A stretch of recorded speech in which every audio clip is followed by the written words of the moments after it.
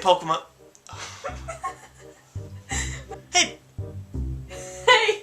Do I see all that silence and say, okay, here's where the end is?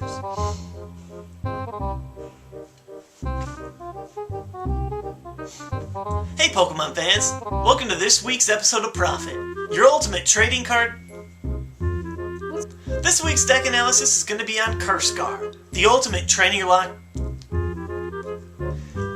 No, I want a Pokemon that. Hey Pokemon fans! Welcome to Profit, the ultimate Pokemon trading card game show. This week's deck analysis is on What are you doing? What? You're like knocking water bottles around.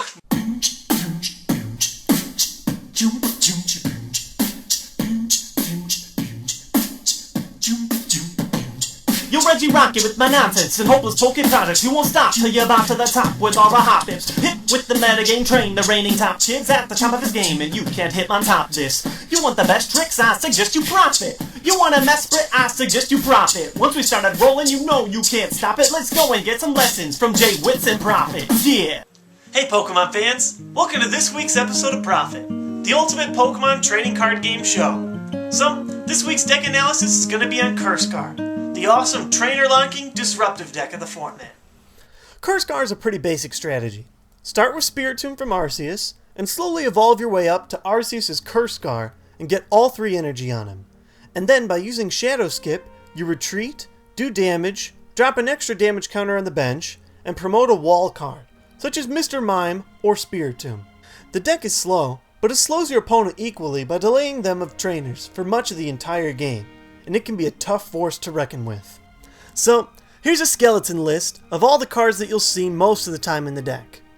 4 Ghastly from Stormfront, who's not only a required basic, but has a fantastic first attack.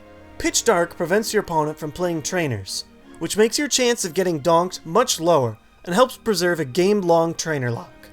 The Haunter that you choose is up to you, but I'd run at least 2. The Stormfront one is more HP, but the Arceus one can poison you with his body every time he gets hit. Either way, 2 to 3 is a good number. The Gengar line is usually 2 from Arceus as your main attacker with Shadow Skip, 1 from Stormfront for a speedy option and the pesky Shadow Spell Pokepower, and 1 Gengar level X, who adds to your main attacker's HP and has a fantastic disrupting power in level down. The Spiritomb line is at least 3, and more often than not 4.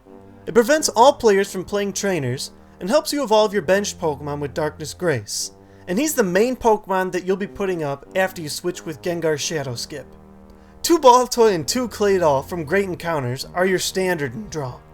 Also, 1 to 2 Uxie from Legends Awakened allows you to get Quick Draw out in scenarios where you can't get a Claydol out. 1 Azelf from Legends Awakened is used to take important Pokemon out of your prizes, 1 Unknown Q gives your wall Pokemon a free retreat option, and 1 Unknown G lets you prevent the effects of attacks on your Pokemon, especially your active Spiritombs.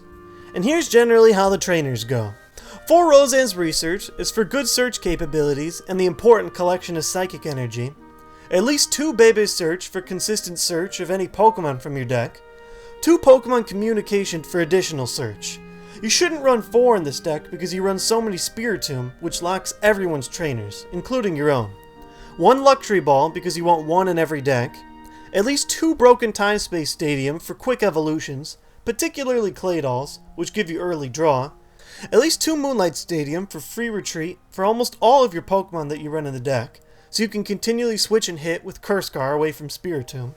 At least 2 Expert Belt, which gives your main attacker Cursegar more damage and more HP, and makes him a high HP tank that delivers constant damage. At least 1 Palmer's Contribution or Night Maintenance, depending on what kind of recovery you like better. Night Maintenance gets 3 cards back from your deck and is a trainer, and Palmer's nets you 5 back in, but is your supporter for the turn. The choice is up to you. At least 3 Rare Candy, which gives you a quick evolution to your Gengars, and any Stage 2 techs that you decide to run. And the energy line is usually 4 Call Energy for early consistency and search, 7 to 8 Psychic Energy, and usually 1 Warp Energy for quick switching and breaking from locks like Glistomb. So let's look at our total skeleton list.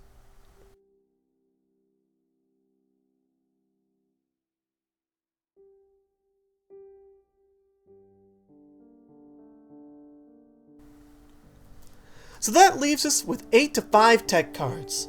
Unlike last week's Jumpluff, which had a few specific uses, Gengar lists can jump all over the place. First off, let's look at some 101 or 111 techs. A 101 tech runs a basic and a Stage 2 evolution with no Stage 1 Pokemon, relying on a rare candy to evolve. However, because he runs so many Spiritomb, you might choose to include the Stage 1 as well. The first is Dusknoir DP. Dusknoir's been around since 2007, and he's the oldest usable Pokemon card in the format. His disruptive power is devastating. If your opponent plays more than 3 Pokemon on their bench, you can shuffle one of them back into your opponent's deck with all cards attached to them. It's a fantastic limiter, and he's hard to play around when you're also locked from trainers.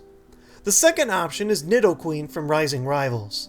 Nidoqueen serves 2 functions. The first is excellent healing with her Maternal Warmth Pokebody, which can help your Pokemon take extra hits. And also, Nidoqueen offers itself as an additional attacker, which can do 1 for 40 or 3 for 110 if your opponent has a full bench. And the third and least seen is Alakazam MT, which is the only other card besides Power Spray that can stop powers during your opponent's turn. By discarding 2 cards from your hand, you can prevent 1 Pokepower during your opponent's turn. This is an interesting tech card that can help the lock that you have in your opponent by including Power Lock along with your Trainer Lock. As far as the other wall options, Mr. Mime MT is the most played choice. Instead of locking trainers, he locks low energy decks. If you don't have 3 energy cards on one of your Pokemon, you can't damage Mr. Mime at all. Because you keep attacking and switching, throwing up Mr. Mime is a great option versus Jumpluff, Kingdra, Donphan, and Gyarados. Another strong tech to consider is Mewtwo level X, whose body prevents all attacks and damage done from unevolved Pokemon. This can single-handedly shut down SP lists, and that threat alone is a good reason to think about including him. As always, you can buff up your consistency by adding more Baby Search, Uxies, Communication, and etc. As for extra damage, you can throw in Crobats and possibly Poketurns to deal extra damage counters across the board. If you use these, you may also want to consider the handy 1-1 Luxray GL level X tech for pulling up anything you want to knock out with his Bright Look Pokepower. The other thing you can do to add extra damage is to play more Expert Belts. Other disruptive stuff includes Warp Points, Looker's Investigation, and maybe even the new Heart Gold Soul Silver Unleashed card Judge to affect your opponent's field and hand. And that's just a few of the popular techs. Feel free to explore all kinds of your own personal techs with your own Cursegar lists. Cursegar is a good deck choice because it has decent matchups across the field, and very few auto losses. The Trainer Lock slows down all kinds of decks, but it especially limits the options of Jumpluff and SP. Its biggest issue is that he doesn't deal the most damage ever, just 60 and 10 to a bench, and 20 more damage if you use Expert Belt. So in order to make up for his average damage, you need to take full advantage of all the disruptive options Cursegar has. It's a solid contender in future tournaments, and he's definitely worth looking out for. And that's this week's deck analysis. Thanks to you guys for posting in my Jumpluff video on which deck you'd like to hear about, and post again in the comment section below about what kind of deck you'd like to hear about next week. And speaking of Gengar, thanks a ton to Taylor Kwan for sending me this awesome Japanese Gengar Prime card. I've really been totally psyched about this card for when it's released in the English set. It looks really cool, and it's just really awesome to know that I've got the best fans. It's thanks to you guys that I can get a new episode out every week. So, that's today's episode of Profit.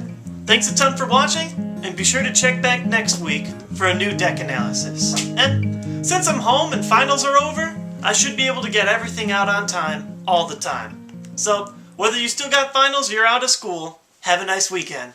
Peace. Today's information-filled Profit episode was brought to you by Stop2Shop.com, and they've got a special offer for you. If you use the coupon code PROF-IT, all caps, you get 15% off your full order. Stop2Shop.com offers a wide selection of decks, packs, single cards, sleeves, and they offer $1.99 shipping for up to 100 single cards. Be sure to check them out for your Pokemon card needs, and thanks for sponsoring Profit.